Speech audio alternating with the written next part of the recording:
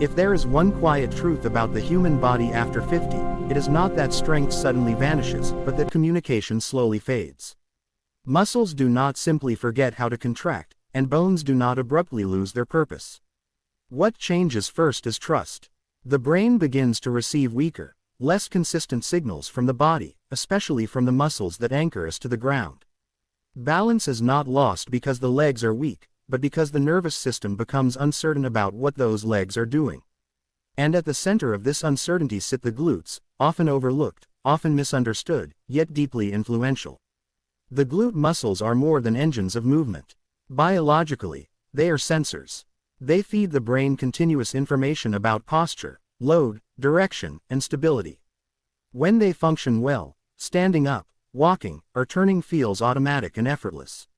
When they weaken or fall silent, the brain compensates by tightening other muscles, stiffening joints, and slowing movement.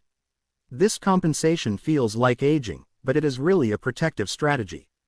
The body is not failing, it is being cautious. After 50, many people move less not because they are lazy, but because their nervous system senses uncertainty. Every step carries a question.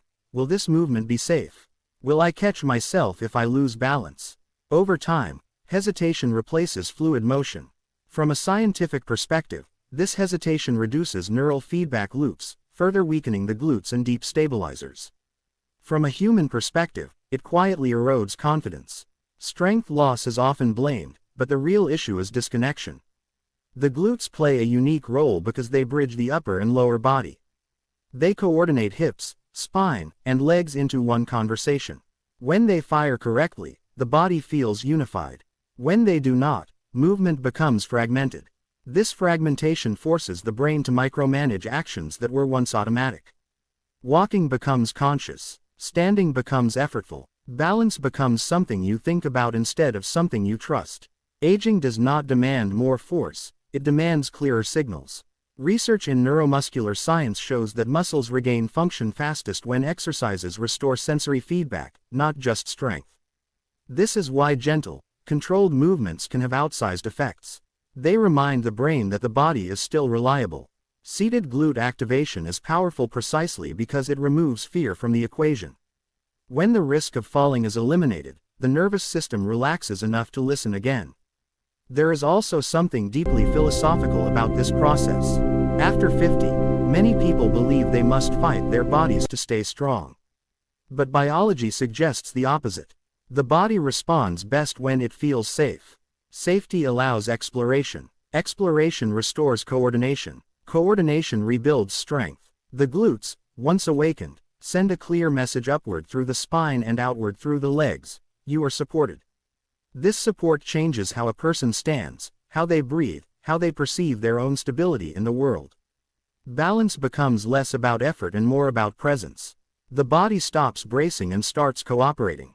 In this way, rebuilding glute function is not just physical training, it is a quiet restoration of dialogue between brain and body, where movement no longer feels like a risk to be managed but a capability waiting to be reintroduced, patiently, gently, and with renewed trust. Seated movement is often misunderstood because it does not look impressive. It lacks speed, height, and visible strain, and in a culture that celebrates intensity, it can seem insignificant.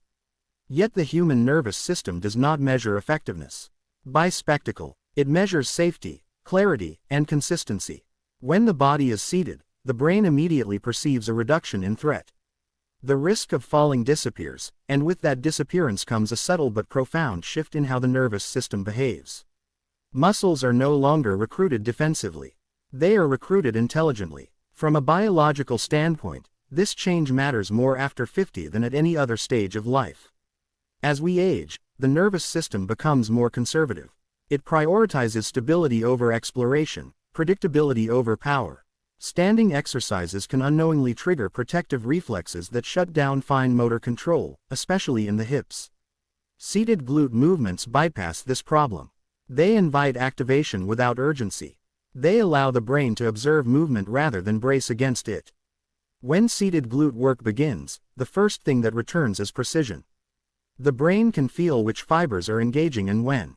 This sensory awareness is the foundation of balance. Balance is not strength, it is timing. It is the ability of muscles to activate in the right sequence, at the right intensity, without conscious effort. Seated movements slow the process down enough for the nervous system to relearn these sequences. There is a concept in neuroscience known as motor mapping, the brain's internal representation of the body. With age and inactivity, these maps become blurred. Muscles still exist, but the brain's image of them fades. Seated glute exercises sharpen that image. Each controlled press or lift redraws the map, reminding the brain where the hips are in space and how they respond to load. This is why people often feel more stable after gentle seated work than after aggressive standing routines. Seated movement also restores a sense of agency. Many adults over 50 carry an unspoken fear of doing too much, of moving the wrong way, of triggering pain or imbalance. When movement feels risky, the nervous system limits output. But when movement feels contained and predictable, confidence returns naturally. Confidence is not psychological alone, it is neurological. It emerges when the brain trusts the feedback it receives. There is also an energy efficiency to seated glute work that aligns beautifully with aging physiology. The body no longer recovers as quickly from high-impact stress, but it adapts remarkably well to frequent, low-threat activation. These movements stimulate circulation, awaken dormant muscle fibers, and enhance coordination without exhausting reserves. The result is strength that accumulates quietly, almost unnoticed, until daily activities begin to feel easier. On a deeper level, seated movement reflects a different philosophy of health. It suggests that progress does not require struggle. It suggests that rebuilding the body is not about forcing change, but about creating conditions where change feels natural. When the nervous system is calm, learning accelerates. When learning accelerates, balance improves. When balance improves, movement expands again beyond the chair, into standing, walking, and living. The chair, in this sense, is not a limitation but a laboratory. It is a place where the body can experiment without fear, where the brain can refine its signals, and where strength can be rebuilt from the inside out. What begins as a simple seated motion becomes a reminder that the body is still capable of adaptation, still responsive to gentle guidance, still eager to move forward when it feels safe enough to do so. The first seated glute movement teaches a lesson that the body understands instantly, even if the mind takes longer to appreciate it. Stability does not emerge from motion, it precedes it. Before the leg lifts, before the spine adjusts, before balance is tested, the body organizes itself around a quiet center. This organization is not conscious. It is automatic when the nervous system feels supported. After 50, this preparatory stability is often what fades first, not because the body is incapable, but because it has stopped being invited to organize in calm conditions. When you initiate a seated glute action, the hips engage while the rest of the body remains grounded. This grounded position allows deep stabilizing muscles to activate without competition from momentum or gravity. The glutes coordinate with the pelvic floor, the deep abdominal muscles, and the small stabilizers along the spine. Science describes this as anticipatory postural control, the body's ability to prepare for movement before movement occurs. This preparation is what prevents wobbling, hesitation, and compensatory tension. In younger bodies, anticipatory control happens effortlessly. In older bodies, it becomes inconsistent, especially when movement feels rushed or uncertain. Seated glute work restores this timing. It slows the initiation phase of movement enough for the nervous system to re-establish order. Muscles fire in sequence rather than all at once. Strength becomes coordinated instead of chaotic. This coordination is far more valuable for balance than raw muscle power. There is also a subtle retraining of pressure and load. In standing movements, the brain must constantly manage weight distribution through the feet, ankles, and knees. This complexity can overwhelm weakened neural pathways. Seated movement reduces the variables. The hips learn to generate force without needing to solve the entire balance equation at once. Once the hips regain their role as primary stabilizers, balance in standing naturally improves because the system is no longer compensating upstream.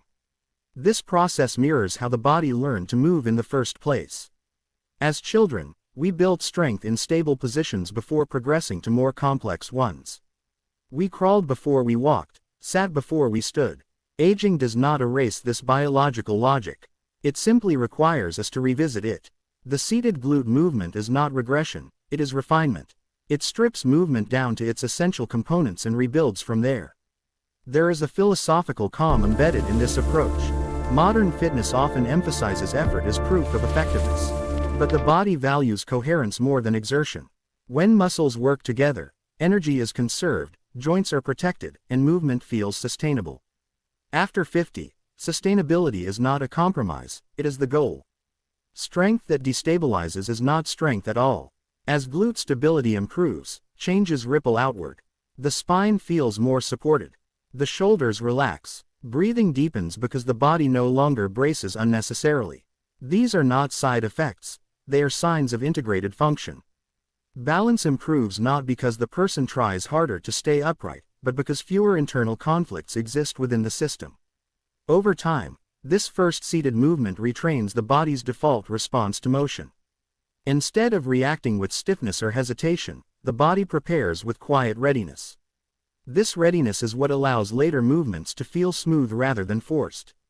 It is what transforms balance from a conscious effort into a background skill once again. In this way, a simple seated glute action becomes a reminder that true stability is not built through struggle, but through alignment, patience, and a willingness to let the body remember how it was designed to move when given the chance. The second seated movement introduces something even more subtle than strength or stability. It challenges the body's internal sense of orientation. Balance is not maintained by muscles alone, it is guided by an invisible system that constantly measures position, speed, and direction. This internal system, often called the body's gyroscope, relies on small, precise signals coming from muscles and joints. With age, these signals become quieter, not because the sensors disappear, but because they are rarely asked to speak clearly. In this seated glute movement, the challenge is intentionally modest. The motion is small, controlled, and often slower than the mind expects. There is no dramatic lift, no visible strain.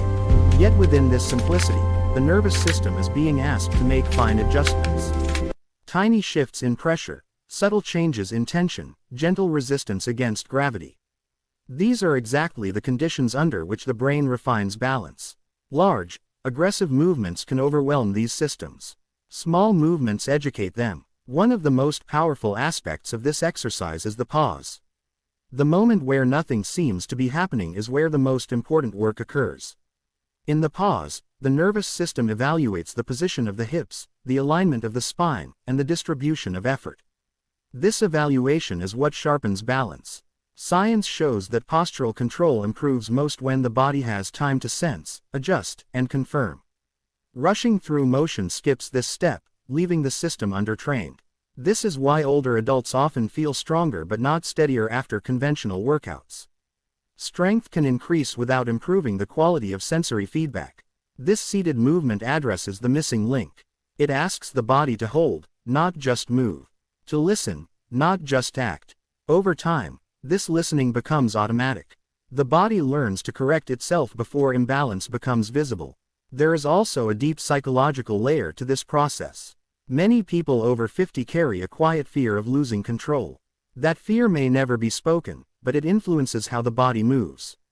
Movements become guarded, transitions become hesitant. The nervous system responds by limiting range and speed. The second seated glute movement gently reverses this pattern. Because the movement is slow and safe, confidence builds without effort. The body experiences success repeatedly, and success rewires expectation. Neurologically, this is critical. Confidence changes motor output. When the brain expects stability, it allows muscles to relax into coordinated patterns. When it expects instability, it tightens everything at once. This all-or-nothing response is inefficient and exhausting. The seated movement trains the brain to expect control even during challenge. Balance improves not through vigilance, but through trust. The effect extends beyond the exercise itself. Daily actions begin to feel less rushed. Standing up, turning, or reaching no longer triggers the same background tension. The internal gyroscope has been recalibrated. The body knows where it is again. This knowing is subtle, but it changes everything. It frees attention. It conserves energy. It reduces the cognitive load of movement. What makes this second seated movement especially valuable is its respect for aging biology. It does not demand speed or force. It demands awareness. And awareness, unlike strength, does not decline with age unless it is ignored. When nurtured, it becomes sharper. Balance becomes less about reacting to instability and more about preventing it from arising at all. In this way, the exercise becomes more than physical training. It becomes a quiet rehearsal for daily life, teaching the body to remain centered during small disturbances. The kind of disturbances that accumulate into falls or fatigue when unaddressed. By practicing control in the smallest spaces, the body regains confidence in larger ones, moving forward with a steadiness that feels earned, grounded, and deeply reassuring. The final seated glute movement brings the conversation to its deepest level, where balance is no longer about correction but about belonging. By this stage, the hips have remembered their role as stabilizers, the nervous system has relearned timing, and the body has softened its defensive patterns. What remains is integration. This movement does not ask the body to resist imbalance, it asks the body to feel supported from the ground up. The sensation is subtle, yet unmistakable, like settling into a posture that feels inevitable rather than forced. When the hips are stable, the spine responds almost immediately. Vertebrae stack with less effort. Muscles along the back release their constant low-grade tension. Breathing deepens not because one tries to breathe deeper, but because the ribcage is no longer held hostage by instability below. From a biological perspective, this is efficiency returning to the system. Energy that was once spent on bracing becomes available for movement, attention, and recovery. This seated glute movement reinforces the idea that balance begins at the base, not at the top. Many people attempt to improve posture or balance by focusing on the shoulders or core, but without stable hips, these efforts create strain. The glutes act as anchors. When they engage appropriately, they create a sense of downward support that allows the upper body to relax upward. This upward relaxation is what we perceive as ease. It is the absence of struggle, not the presence of force. There is also a powerful calming effect on the nervous system. Stability at the hips sends a message of safety through the spinal cord and into the brain. Heart rate variability improves. Stress hormones decrease. The body shifts from a state of readiness to a state of regulation. This is why people often feel calmer after these movements, even though they are physically engaged. The body has returned to a pattern it recognizes as sustainable. This movement also reframes strength itself. Instead of strength being something you apply, it becomes something you inhabit. The body does not feel held together by effort, but by structure. This structural confidence reduces the fear of movement. When fear fades, range returns naturally. Steps become smoother. Transitions feel quieter. Balance stops being a task and starts being a background condition. On a human level, this has profound implications. Aging often brings a sense of shrinking, of becoming cautious, of occupying less space. When the body feels rooted, that sense begins to reverse. Rooted does not mean heavy or slow. It means connected. The person feels present in their body rather than perched on it. This presence changes how one stands in a room, how one walks across a floor, how one experiences their own physical existence.